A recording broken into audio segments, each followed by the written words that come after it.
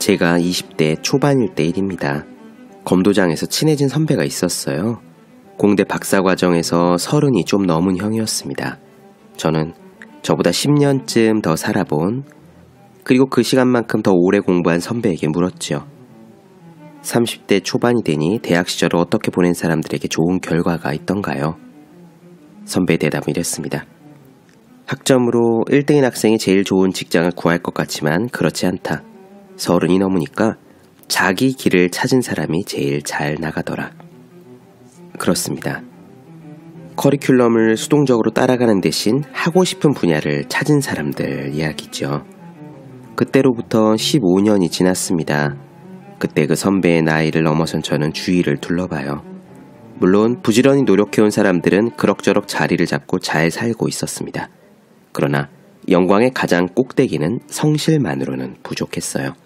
그 자리를 차지한 사람들은 자신의 색깔을 찾은 친구들이었습니다. 길을 따라간 것이 아니라 길을 찾아간 사람들 말이에요. 책상에 올려두기만 해도 공부하고 싶어지는 365 혼공 캘린더, 제일 잘 나가는 사람 의한 대목으로 시작합니다.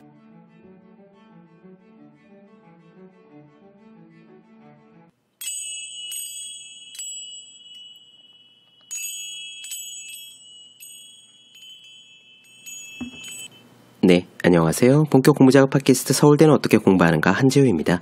우린 지금 팀 페리스 나는 4시간만 일한다 살펴보고 있습니다.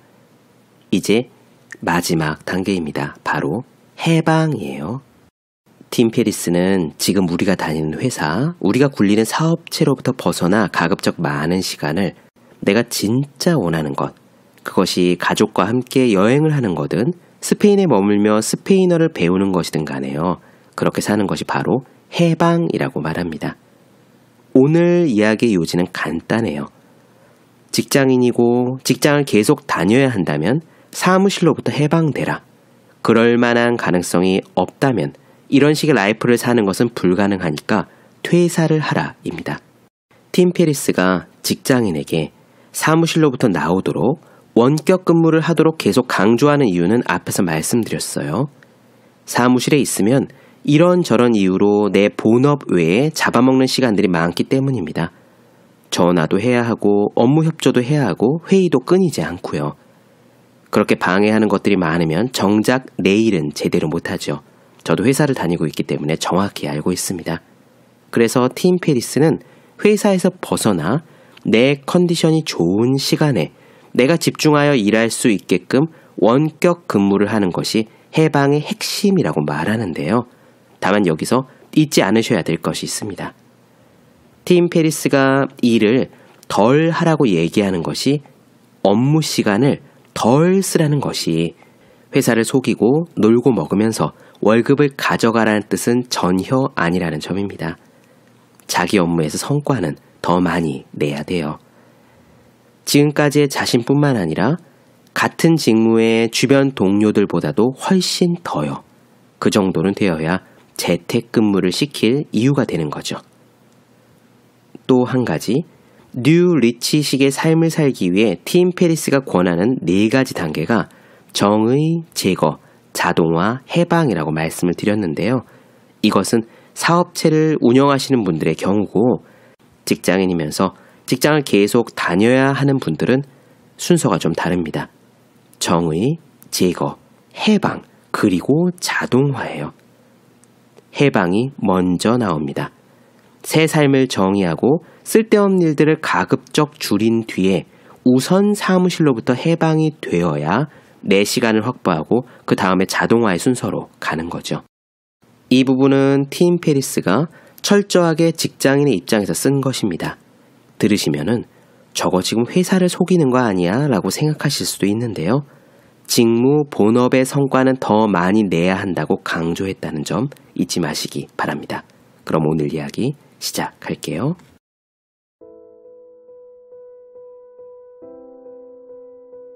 퓰리처상을 4번이나 탄 미국의 시인 로버트 프로스트는 이렇게 말했다.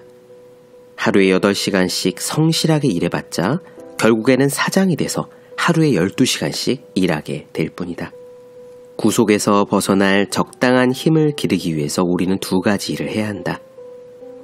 업무 측면에서 원격 근무가 가져올 이익을 회사에 보여주는 동시에 원격 근무 요청을 거절하면 얼마나 값비싼 대가를 치러야 하는지를 알게 해야 한다. 기계공학자인 셔우드의 예를 살펴보자. 그는 시간을 허비하게 만드는 일과 다른 사람들의 방해를 90% 정도 제거한 뒤부터 이전과 비교해 절반의 시간만 들여 2배 정도 많은 설계를 할 수 있었다. 실적 면에서 이런 갑작스러운 대약진으로 인해 그는 회사 윗선으로부터 주목을 받게 되었고, 그를 잃는다면 회사에 큰 손해가 되도록 회사 내에서 자신의 가치도 높였다. 가치가 높다는 것은 협상에 힘을 더 실을 수 있다는 뜻으로 셔우드는 원격 근무 실험 기간에 실적이 급등한다는 것을 보여주기 위해 생산성을 다 발휘하지 않고 조금을 숨겨왔다. 회의나 대면 협의를 대부분 없애버린 이후에 그는 자연스럽게 상사나 동료들과의 의사소통 때 80% 정도를 이메일로 했고 나머지 20%는 전화로 처리했다. 셔우드는 사무실에서 탈출하는 계획을 5단계로 나누어 실행에 옮겼다. 첫 번째, 회사가 당신에게 투자하게 만들어라. 7월 12일 맨 처음 그는 직원들이 받을 수 있는 부수적 교육에 대해 상사와 이야기하였다. 그는 고객과의 상호작용을 개선시켜줄 4주짜리 산업 디자인 강좌의 수업료를 내달라고 회사에 요청하면서 업무에 미칠 긍정적 이익을 확실하게 언급했다. 셔우드는 회사가 되도록 자신에게 많은 투자를 해서 자신이 그만두면 회사가 입을 손실이 크도록 하고 싶었다. 두 번째, 회사 밖에서 오히려 성과가 향상된다는 사실을 증명하라. 그는 원격 근무의 생산성을 보여주기 위해 그 다음 주 화요일과 수요일인 7월 18일, 19일에 병가를 냈다. 그리고 그는 그 이틀 동안 평상시에 비해 2배의 성과를 낼 수 있게 일했고 상사가 이를 알아차릴 수 있도록 이메일로 흔적을 남겼다. 세 번째, 업무 면에서의 이익을 계량화해서 준비하라. 셔우드는 회사 밖에서 얼마나 더 높은 성과를 거두었는지 강조하는 리스트를 만들었다. 그는 원격 근무가 개인에 대한 혜택이 아니라 업무 성과라는 측면에서 훌륭한 판단임을 보여줄 필요가 있다는 사실을 깨달았다. 최종 결과를 보니까 평상시의 평균보다 하루에 3건이나 더 많은 설계를 할 수 있었고 고객에게 청구할 수 있는 시간도 합해서 3시간이 더 많아졌다. 그 이후로 출퇴근 시간을 아낀 점과 사무실 내의 소음 때문에 정신이 흐트러지는 일이 줄어들었다는 점을 들었다. 네 번째, 원격 근무를 언제든지 철회할 수 있도록 그냥 한번 해보고 싶다고 제안하라. 셔우드는 자신감이 충만한 상태에서 일주일에 하루씩 2주 동안 시험적으로 원격 근무를 해보고 싶다고 제안하였다. 다섯째, 원격 근무 시간을 연장하라. 셔우드는 만반의 준비를 해서 재택근무 날이 지금까지 일한 날 중에 가장 생산적이 될 수 있도록 하였다. 그는 차이가 극명하게 드러나도록 사무실 근무 시에는 작업량을 최소한으로 떨어뜨렸다. 그는 원격 근무의 결과에 대해 상사와 이야기할 수 있게끔 8월 15일로 회의 약속을 미리 잡고 회사 근무와 비교해서 향상된 작업량과 완성물을 자세하게 보여주는 문서를 준비했다. 이런 식으로 셔우드는 직장으로부터 원격 근무 합의를 얻어냈다. 이렇게 셔우드처럼 할 수 있으면 좋겠지만 그렇지 않은 직장에 다니고 있는 경우에는 어떠한가? 개선의 여지가 없다면 직장을 버리는 길밖에 없을 것이다. 마키아벨리는 군주론에서 이렇게 말한 적이 있다. 모든 행위의 과정에는 위험이 도사리고 있다. 그러므로 신중하다는 것은 위험을 피하는 데 있는 게 아니라 위험도를 판단해서 결단력 있게 행동하는 데 있다. 어떤 직장들은 간단히 말해서 개선의 여지가 없다. 개선한다고 해봐야 깜빵에 고급 브랜드의 커튼을 다는 격이나 마찬가지인 것이다. 즉, 더 나아지기는 하겠지만 좋아지는 것과는 거리가 멀다. 나는 3군데 직장에서는 자진해서 그만뒀지만 나머지 직장에서는 모두 해고됐다. 해고는 불시에 닥쳐와 때로 회복하려고 허둥대게 만들기도 하지만 대부분은 누군가 다른 사람이 당신을 위해 결정을 내려주는 것이기 때문에 행운인 경우가 많다. 남은 인생을 맞지 않는 직장에 주저앉아 보낸다는 것은 말도 안 되는 짓이다. 대부분의 사람들은 해고를 당할 만큼 운이 좋지 않기 때문에 평범한 일들을 견뎌내면서 30년 동안 정신적으로 서서히 죽어가기도 한다. 단지 일이 많다거나 그 일에 많은 시간을 소모한다고 해서 그 업무가 생산적이거나 가치 있는 것은 아니다. 당신이 5년, 10년 혹은 20년 전에 결정을 잘못해서 여전히 그대로 살고 있다는 사실을 받아들이기 싫다고 하더라도 지금 제대로 된 결정을 내리는 것을 미뤄서는 안 된다. 만약 당신이 자존심 때문에 결단을 내리지 않는다면 지금과 똑같은 이유로 5년, 10년, 20년 후에도 인생을 증오하고 있을 것이다. 나도 한때는 내가 틀렸다는 것을 인정하기 싫어서 변화를 주지 않으면 완전히 무너져 버릴 상황에 이를 때까지 회사와 함께 막다른 길을 향해 달려간 적이 있었다. 나도 결단을 내리는 게 얼마나 힘든지 잘 안단 말이다.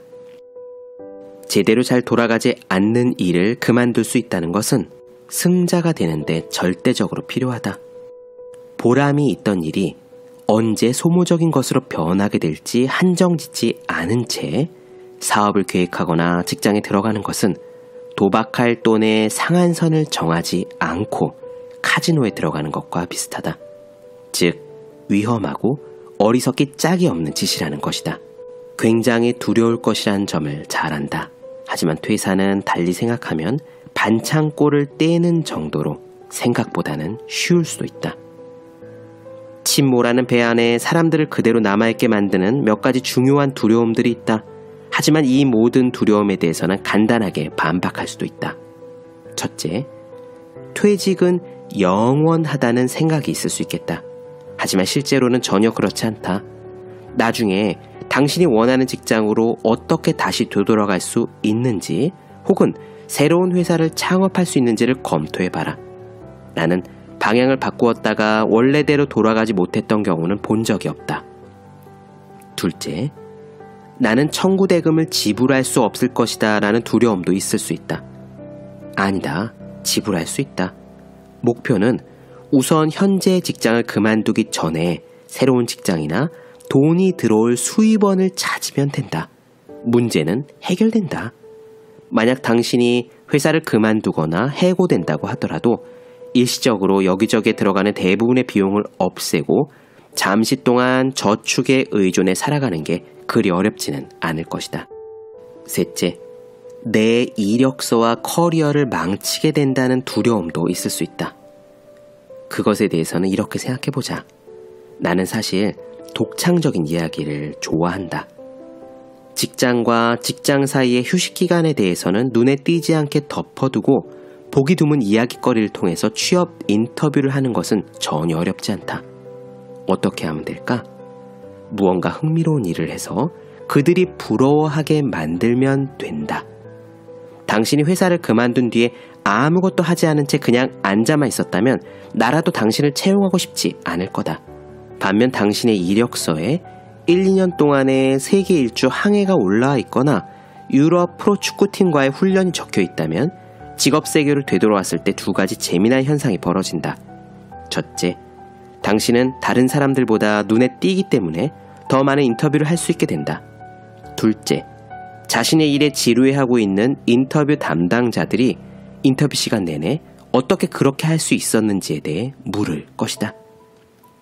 그리고 당신이 왜 쉬었는지 또는 전 직장을 왜 그만두었는지에 대해 혹시라도 묻는다면 절대로 반박할 수 없는 한 가지의 답변이 있다. 당신은 이렇게 답하면 된다. 저는 일생에 한 번 올까 말까 한 기회가 생겼는데 그것을 뿌리칠 수 없었습니다. 앞으로 오랫동안 더 일해야 하는데 서두를 필요가 뭐가 있을까 하고 생각했습니다.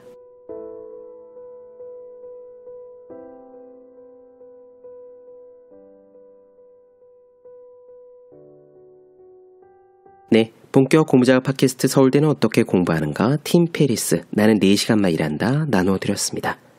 더 많은 이야기가 궁금하신 분들, 질문사항 있으신 분들은 제 유튜브 채널 서울대는 어떻게 공부하는가, 또 네이버 블로그 생의 즐거운 편지, 다음 카카오 브런치 한주의 브런치, 인스타그램 해시태그 서울대는 어떻게 공부하는가 검색해 주시면 좋겠습니다. 또 공부하시는 모든 분들의 필수품 왜 이런 책이 지금까지 없었을까, 학생, 수험생, 취준생, 직장인 등 공부하시는 분들이 어떻게 공부해야 효율적으로 할 수 있는지 설명한 혼자 하는 공부의 정석, 아직 읽지 않으셨다면 꼭 한번 읽어보셨으면 합니다. 분명 도움이 되실 거예요. 오늘 여기까지 하겠습니다. 전 다음 시간에 뵐게요. 여러분 모두 열심히 공부하십시오. 저도 열심히 하겠습니다.